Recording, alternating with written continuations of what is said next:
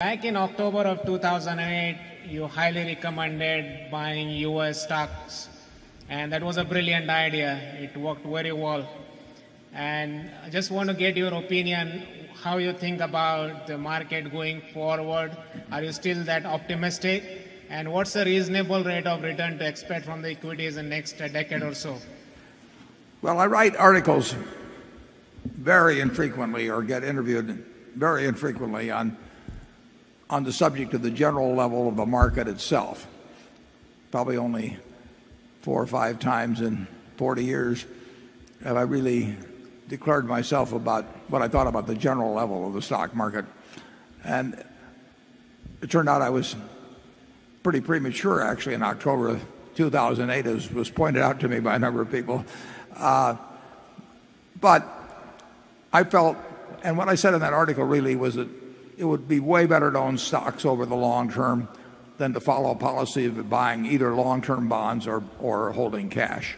And I knew I could make that statement, and I would be eventually, I thought odds were very high I'd be proven right on that. But I don't know what the stock market's going to do next week or next month or next year. I don't have any idea. People always think I do. I know I don't have any idea. I don't think about it. It doesn't make any difference. Charlie and I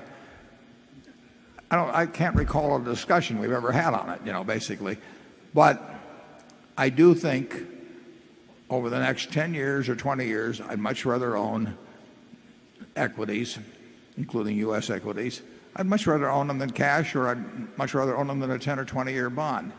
But that's partly because I'm very unenthusiastic about the alternatives.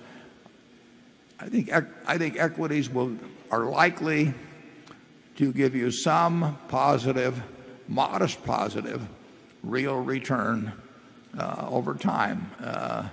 But beyond that, I really don't know anything. Charlie? Well, that's a cheerful thought that equities are the best of a bad lot of available opportunities. Do you disagree with it? No, I think you're right. I think people should get accustomed, on average, to doing less well in their investment portfolios in real terms.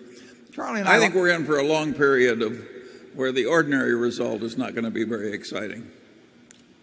But we like owning businesses, and we're in a position where we can own entire businesses.